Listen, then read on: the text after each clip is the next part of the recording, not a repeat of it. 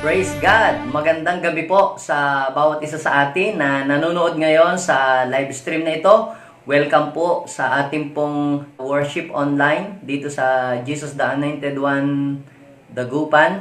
At lahat po ng mga tapat at masipag na sumusubaybay sa live stream na ito. Maraming salamat po sa inyo pong walang sawang pagsubaybay at panonood ng mga teachings dito po sa JA1 Dagupan live stream, and I hope na kayo po na mga sumusubaybay at nanonood sa live stream na ito ay marami pong mga natututunan, at ito pong mga mensaheng ito ay pwede po nating ituro sa iba, pwede po nating i-share din kung kayo po ay mabigyan ng pagkakataon na makapagturo ng salita ng Diyos sa mga gatherings, maging sa live stream din. You can preach my preaching, you can teach my teaching, sapagkat ito po ay galing sa Panginoon at ito po ay mas maituturo ninyo ng mas maganda at mas malinaw, sapagkat habang tayo po ay nag-aaral ng salita ng Diyos, ako ay naniniwala na may mga magaganda pang mensahe na ibibigay ang Panginoon sa inyo habang kayo po ay nanonood po sa akin. So wini-welcome ko po ang lahat ng mga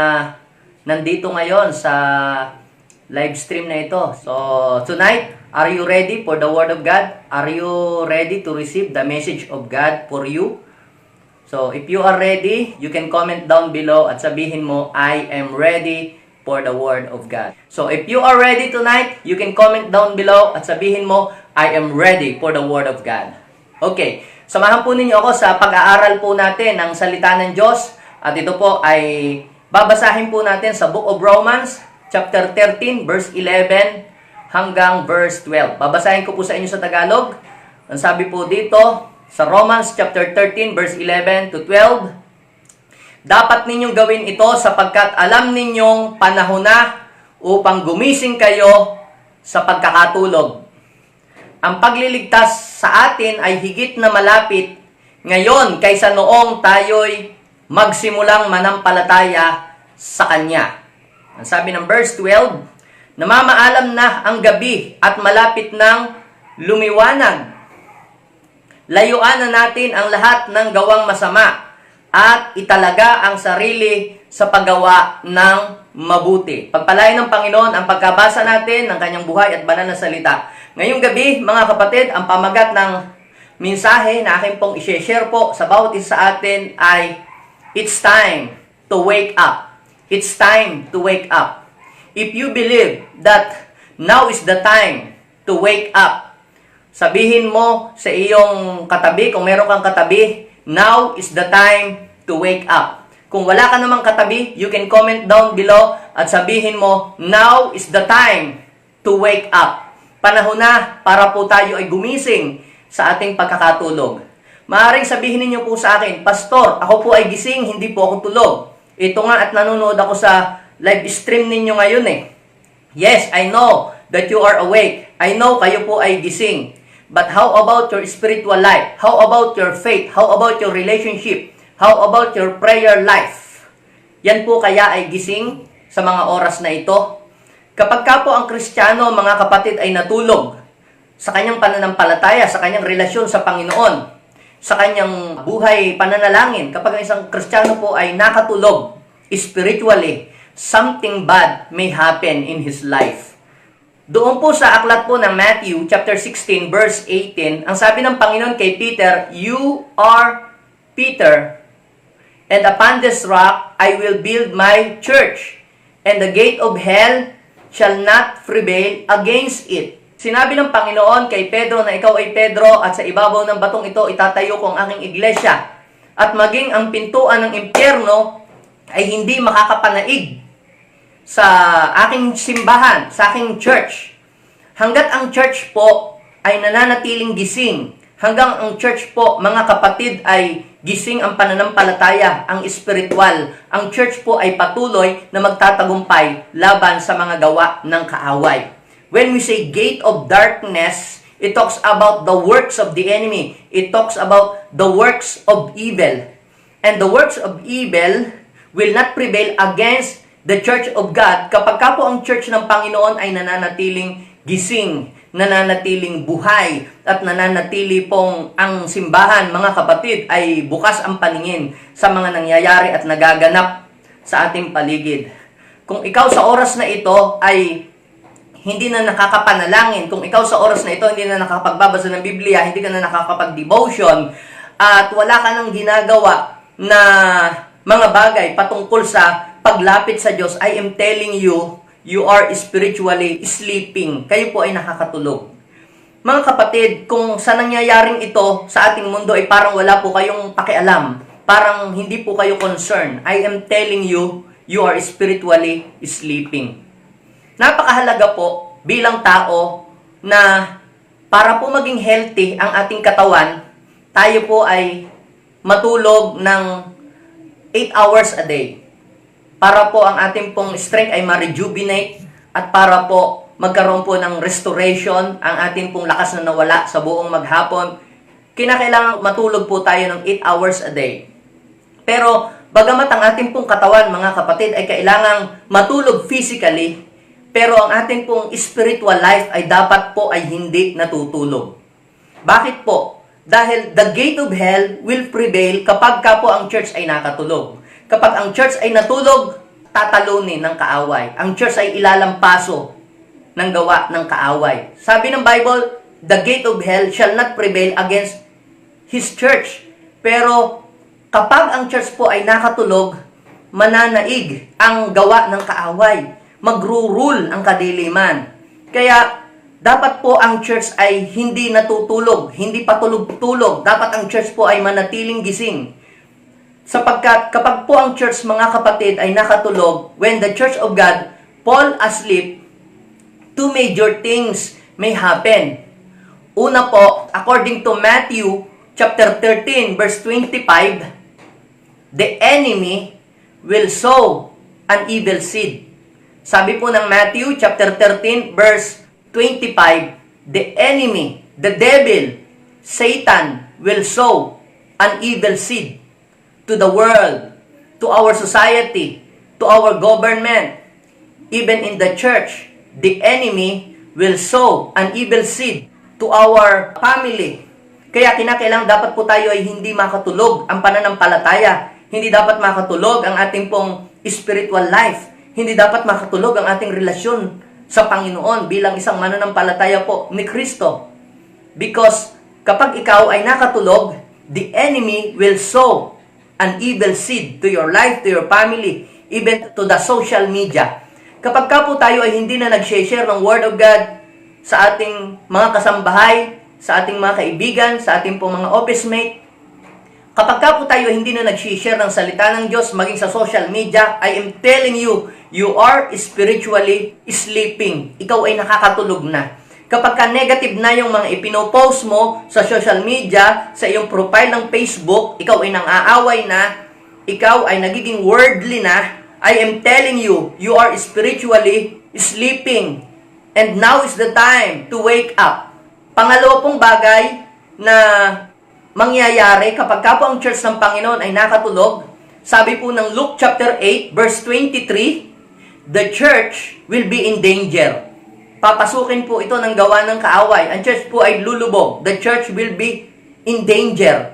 Kapag ka po ang mga believers ay nakatulog sa kanilang pananampalataya, nakatulog sa kanilang buhay spiritual. Kaya now is the time to wake up. Ang sabi po ng Romans chapter 13 verse 11, sabi ni Apostol Pablo, panahon na para gumising tayo sa ating pagkakatulog. Sinasabi ko po sa 37 na nanunood sa live stream na ito, panahon na para tayo ay gumising sa ating pagkakatulog. When we say wake up, it means to repent of your sin. When we say wake up, it means come back to God. When we say wake up, it means fulfill your purpose in life. When we say wake up, it means return to God before everything is too late. When we say wake up, it means pray to God. Mga anak ng Diyos, mga tagasunod ni Kristo, now is the time to wake up. Sabi ng Romans chapter 13 verse 11, panahon na para tayo ay gumising sa ating pagkakatulog. At ang sabi pa po ni Apostol Pablo, ang pagliligtas sa atin ng Panginoon ay higit na malapit ngayon kaysa noong tayo po ay magsimulang manampalataya sa Kanya. Maaring noon pong kayo ay magsimulang manampalataya sa Panginoon 5 years ago, or 10 years ago, or 20 years ago, marami na pong nagsasabing malapit na ang dumating ang Panginoon. And even to this very moment, marami na pong nag-share sa inyo at naririnig kayo ng mga pangangaral na malapit nang dumating ang Panginoon.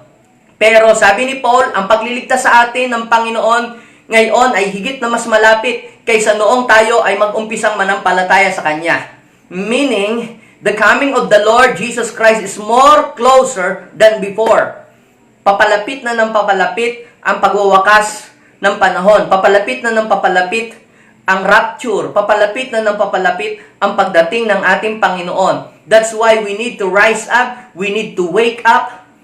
Kinakailangan pong tayo ay magising na. At ito pong nangyayari sa ating mundo. Ito pong pandemic. Ito pong crisis na nangyayari ngayon sa buong mundo. Ito po ay isang uri ng wake-up call para sa ating pong mga Kristiyano. Hindi lamang po ito para sa mga unbeliever, kundi ito din po ay para sa ating lahat. What is happening today in our world is a wake-up call sa bawat isa sa atin. Panahon na para po tayo ay gumising. Sabi po ng Romans chapter 13 verse 12, namamaalam na ang gabi, malapit ng lumiwanag. Namamaalam na ang gabi, malapit ng lumiwanag. Alam niyo po mga kapatid, the works of darkness soon will be over. Malapit nang magwakas ang gawa ng kaaway. Malapit nang hatulan ng Diyos ang dyablo at itapon sa kumukulong asupre. Kaya kinakailangan po mga kapatid, habang may panahon pa, kinakailangan tayo ay gumising sapagkat namamaalam na ang gabi. Ang kasamaan ay malapit nang magwakas at ang paghahari ng Diyos ay malapit na po nating maranasan. Namamaalam na ang gabi at malapit nang lumiwanag. We are more closer to the end times. We are closer, very close to the coming of the Lord Jesus Christ.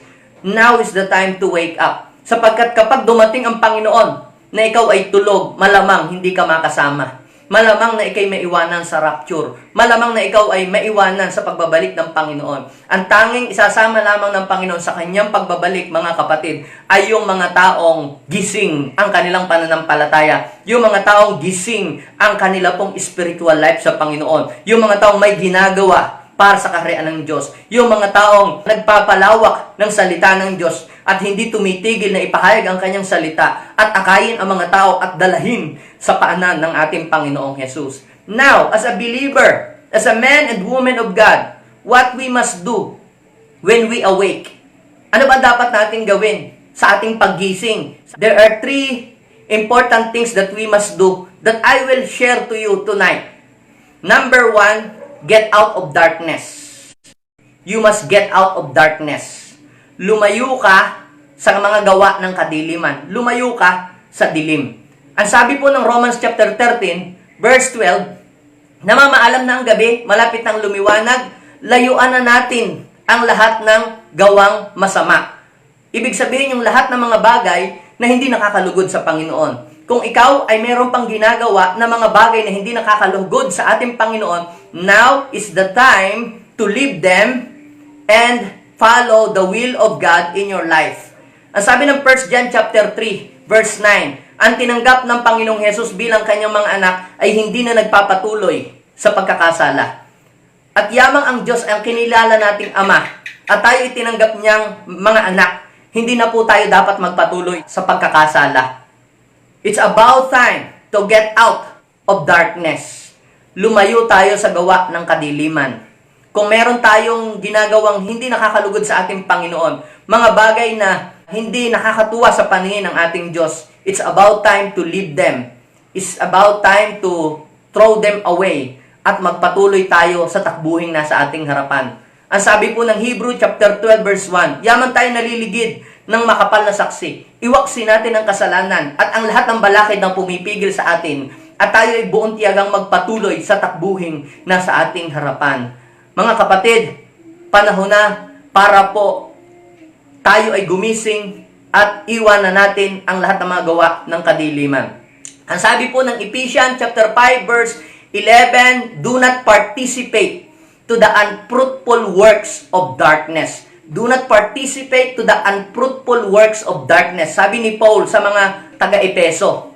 Sabi naman po ni Peter, doon sa 1 Peter chapter 2, verse 9, God called you out of darkness into His wonderful light. Tinawag tayo ng Panginoon mula sa kadiliman tungo sa liwanag. Kaya wag na po tayong manatili sa dilim. Sapat na ang panahon, sabi ng 1 Peter chapter 4 verse 3, sapat na ang panahon na iniukol ninyo sa paggawa ng mga bagay na hindi nakakalugod sa Panginoon. Panahon na para i-give up natin yung mga gawang hindi nakakalugod sa Diyos at simulan natin gawin kung ano yung kalooban ng ating Panginoong Jesus. Gawin natin kung ano ang nais ng Panginoon. It's about time to wake up and get out of darkness. Pangalawang bagay na dapat po natin gawin, mga kapatid, fix your lamp. Fix your lamp. Doon po sa Matthew chapter 25, ang Panginoong Jesus po ay nagkwento patungkol po sa 10 dalaga na naghihintay sa pagbabalik ng lalaki pong ikakasal. At ang 5 po ay matalino at ang 5 po ay hangal. Yung pong mga matatalino ay nagbaon po ng extra oil bukod po doon sa oil na nasa kanilang ilawan. At yun naman pong 5 hangal ay hindi po nagbaon ng langis. Hindi po sila nagdala ng reserve oil.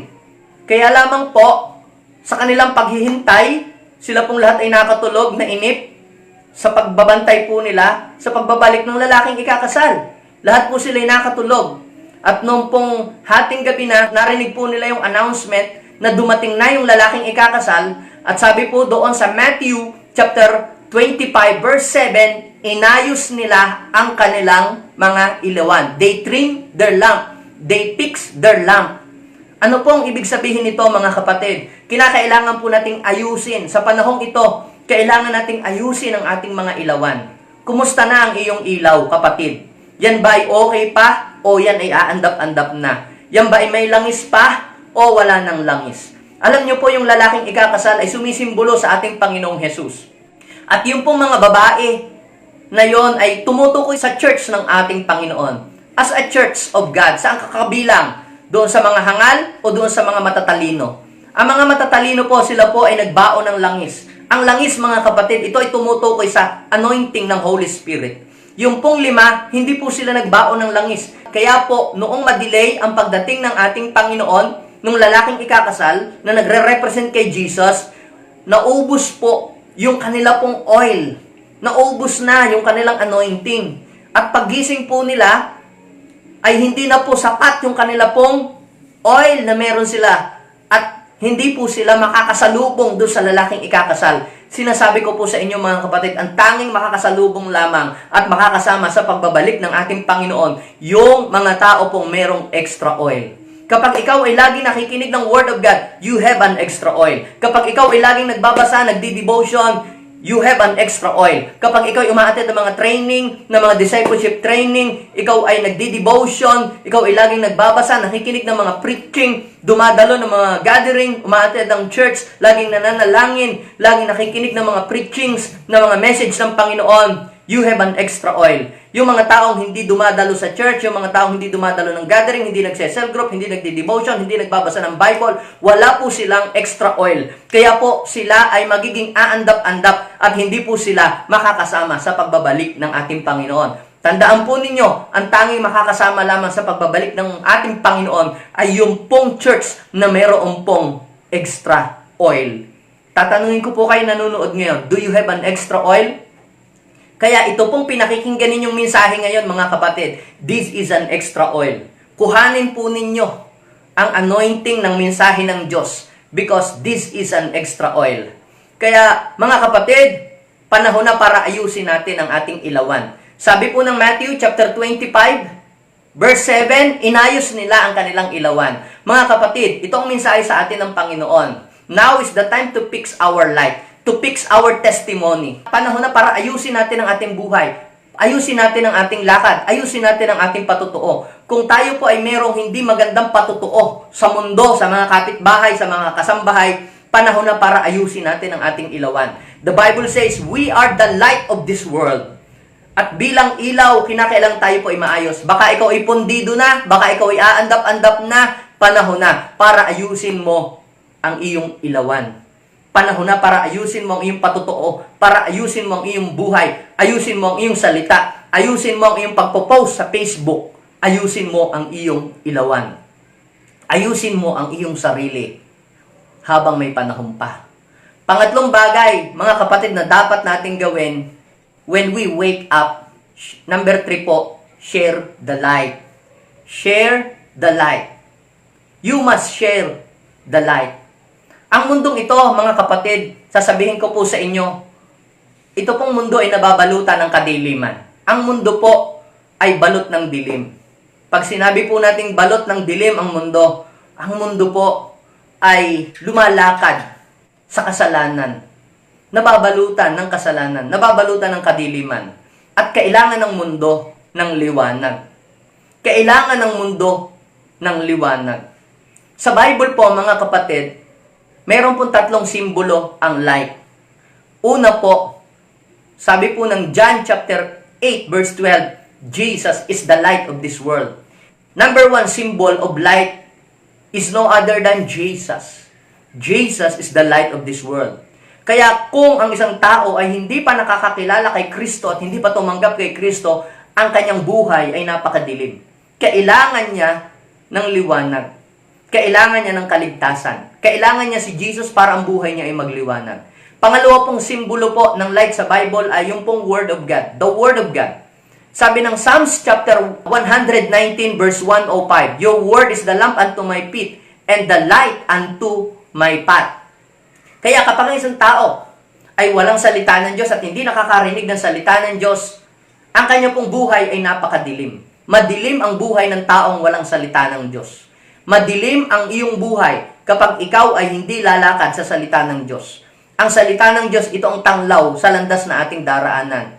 So, kapag ipinapahayag mo ang salita ng Diyos sa ibang tao, ikaw ay nagdadala ng buhay sa kanila at nagdadala ng liwanag. Kapag ang isang tao ay pinapakilala mo sa kanya si Jesus, ang isang tao ay binibigyan mo ng liwanag. Kapag ang isang tao na hindi paligtas ay inilid mo kay Kristo, siya ay binabahagihan mo ng liwanag na meron ka. Pangatlo pong simbolo ng light sa Bible ay walang iba kundi ang church. The church, the believer, those who accepted Jesus Christ as Lord and personal Savior, those who are walking in righteousness, those who are doing the will of God, they are the light of this world. Ang sabi po ng Matthew chapter 5 verse 14 to 16, You and I is the light of this world. At ang isa daw pong lungsod ay hindi po maitatago kung ito ay nasa ibabaw ng burol. Walang nagsisindi ng ilaw, pagkatapos sindihan ay tinatago sa ilalim ng higaan. Bagkus dapat itong ilagay sa dapat na patungan para matanglawan ang lahat ng nasa bahay. Ano pong mensahe ng Diyos para sa ating lahat? We, as the light of this world, must show our good works to our loved ones, to our friends, sa lahat ng mga tao na sa ating paligid, upang sa gayon, mga kapatid, ay makita nila ang mabubuting gawa natin at maluwalhati ang pangalan ng ating Diyos Ama sa langit. Ang sabi po ng Matthew chapter 5 verse 16, kinakailangan paliwanagin natin ang ating ilaw sa harapan ng mga tao upang makita nila ang ating mga bubuting gawa, upang sa gayon ay maluwalhati ang pangalan ng ating Panginoong Hesus, ng ating Diyos Ama sa langit. Mga kapatid, kung ikaw ay gumigising, kung ikaw ay gising ngayon, if you are spiritually awake, dapat lumayo ka sa kadiliman. You must get out of darkness. You must fix your lamp. You must share your light. Kung totoong ikaw ay gising, dapat lumayo ka sa kadiliman. Dapat ayusin mo ang iyong ilaw. Dapat i-share mo ang iyong liwanag sa iba. Panahon na para po tayo ay gumising. Sinasabi ko sa lahat ng nanonood sa live stream na ito, now is the time to wake up. Romans chapter 13 verse 11, panahon na para tayo gumising sa ating pagkakatulog. Ang pagliligtas sa atin ng Panginoon na higit na malapit ngayon kaysa noong una na tayo ay magsimulang manampalataya sa Kanya. Namamaalam ng gabi, malapit ng lumiwanag. Layuan na natin ang lahat ng mga gawang masama at sikapin natin gawin kung ano ang kalooban ng Diyos. As you rise up and shine, I am telling you, when you arise and shine, the glory of the Lord will rise upon you. Your light will come, and the glory of the Lord will rise upon you. Ang liwanag ng Diyos ay darating sa iyo. Kapatid, kung ikaw na nasa dilim ngayon ng problema, ng pagsubok, when you arise, you will shine, and the glory of the Lord will rise upon you. Sa iyo ang liwanag ng Panginoon. Ang sabi ng Isaiah chapter 60, ang mundong ito ay mababalot ng dilim, pero liliwanagan ka ng liwanag ng ating Panginoon. Liliwanagan ka ng liwanag ng ating Diyos. Ang liwanag ng Diyos ay darating sa iyong buhay. Ang liwanag ng Diyos ay darating sa iyong pamilya. Ang liwanag ng Diyos ay dadating sa iyong business, darating sa iyong church. The light, the glory of God will rise upon you.